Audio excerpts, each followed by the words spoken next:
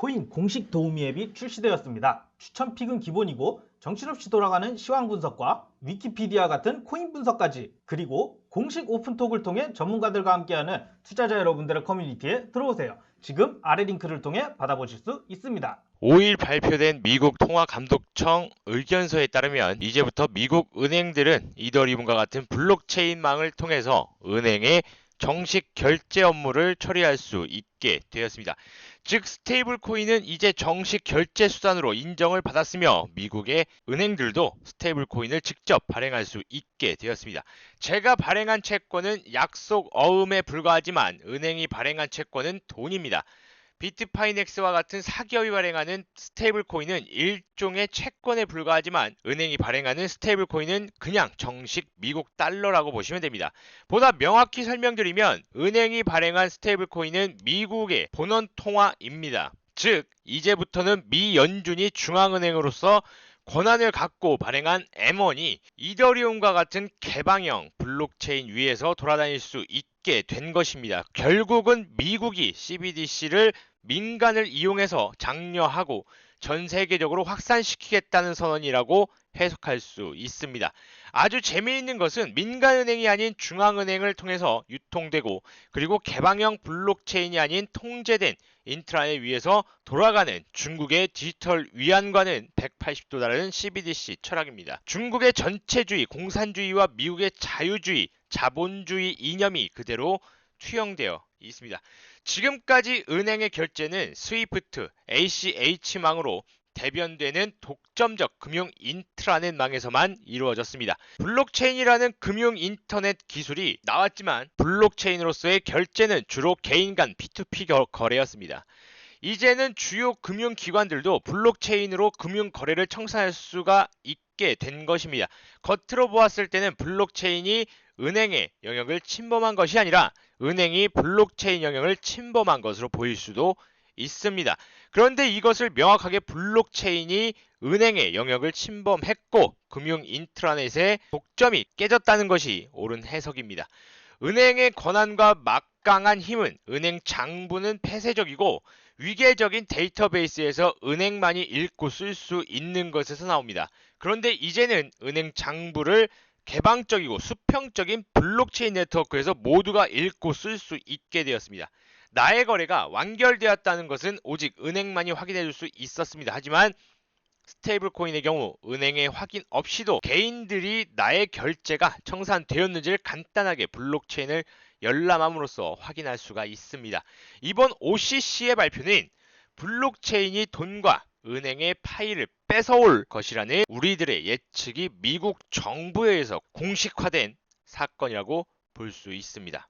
아무리 블록체인을 사용해도 외부와 연결고리가 존재하는 서비스는 신뢰가 중요합니다. 예컨대 테더의 경우 거래 상대방 리스크가 스케일업이 가장 큰 장애물입니다. 테더의 발행 예치 주체인 비트파이넥스가 분식 회계를 하면 대전제가 무너집니다. 랩트 비트코인을 이용한 디파이 상품도 그 예입니다. 비트고는 훌륭한 기업이지만 수천조 원에 달하는 랩트 비트코인 자산을 비트고가 예치한다고 하면 무언가 불안합니다. 결국 신뢰는 세월을 통해서 만들어지기 때문이죠. 은행은 근대 금융 시스템의 핵심 노드입니다.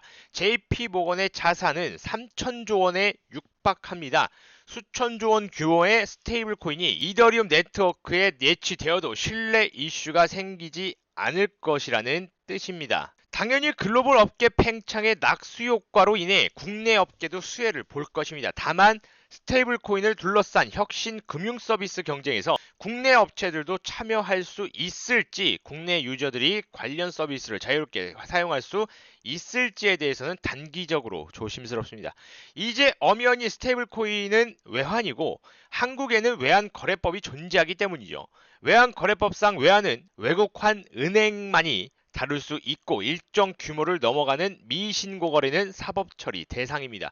외국환 거래법 관련 논쟁은 사실 국내 국민 정서상 쉽게 꺼내기 어려운 주제이기도 합니다. 국민의 자유 증진 차원에서 또 글로벌 최고 수준의 수출 경쟁력을 갖고 있는 경제 대국의 글로벌 위상 차원에서 외국환 거래법을 폐지해야 한다는 의견도 존재합니다. 하지만 외환거래법을 완화하였을 때 통화정책 등 수출 주도 성장, 금융시장 안정 등을 위해서 지난 50년간 써오던 정책들의 효율성이 떨어지는 반대급부가 발생합니다. 그러나 결국 길게 봤을 때는 개방형 금융으로의 이 트렌드는 정부가 막을 수 있는 성질의 것은 아니라고 생각을 하고 있습니다. 한국의 경제는 중국과 같이 거대하지도 북한과 같이 폐쇄적일 수도 없기 때문이죠. 만약에 글로벌 경제가 블록체인 기반 개방형 금융 시스템에서 돌아가게 된다면 스테이블 코인 관련 서비스 및 가상자산에 대한 규제는 단순히 한 섹터의 산업 경쟁력을 잃는 정도가 아닌 국가 경제의 경제력, 경쟁력 전체를 저하시킬 수 있습니다. 만일 미국이 종이 현금을 없애고 없앤 현금을 스테이블 코인으로 상환시켜준다는 정책을 도입한다고 하면 실제로 국가의 통제와 감시가 민주주의를 위협할 수 있는 수준까지 강화될 수 있을 것입니다. 하지만 현금이 버젓이 존재하는 상황에서 스테이블 코인 도입으로 인해서 국가의 통제나 감시가 강화된다는 해석은 논리적 비약이 존재한다고 생각합니다. 오히려 개방형 블록체인의 익명성에서 발생할 수 있는 자금 세탁 방지 등의 리스크와 부작용을 미국 정부가 충분히 통제할 수 있다는 자신감의 반증이 아닐까 싶습니다. 그만큼 OCC는 기술적으로도 산업적으로도 블록체인을 깊이 이해하고 있다는 뜻으로 보입니다. 물론 재무부 산하 금융범죄단속국 핀센 등 다른 부처는 상황이 완전히 다를 수 있습니다. 이더리움 가격 펀더멘탈과 직접적으로 연관된 호재입니다. 개발자나 소수 디파이 트레이더들이 사용하는 이더리움이라는 블록체인 플랫폼이 조만간 범용적인 전 세계인의 플랫폼으로서 확장되리라는 것을 암시하는 뉴스입니다.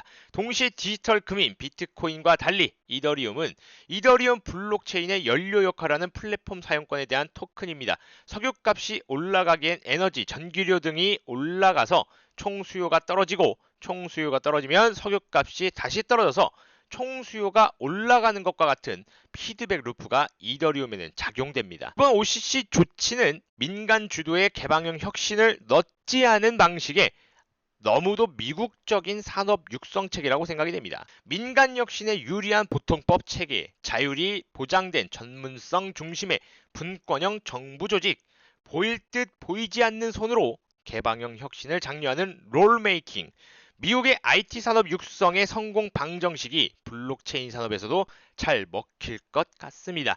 기축통화 금융산업의 경쟁력은 글로벌 네트워크 효과와 글로벌 신뢰 구축이 처음이자 끝입니다. 중국이 CBDC 경쟁에서 먼저 치고 나갔어도 퍼블릭 블록체인 기술과 미국의 법치주의 원칙의 조합이 글로벌 네트워크 효과와 신뢰 구축에 훨씬 적합하지 않을까 싶습니다. 자, 이렇게 암호화폐 시장 큰 호재들이 많습니다. 실질적으로 지금 현재 비트코인 가격은 4천만 원을 넘어서 4,300만 원까지도 갔다 왔습니다. 이더리움은 136만 원을 돌파하고 있죠. 자, 이처럼 어떤 코인을 잡아서 저렇게 큰 수익을 낼 수 있는지에 대해서도 하단에 있는 카카오톡방 링크를 통해서 말씀드릴 테니 꼭 들어오셔서 함께 하셨으면 좋겠습니다. 자, 오늘은 여기까지 하도록 하겠습니다. 감사합니다.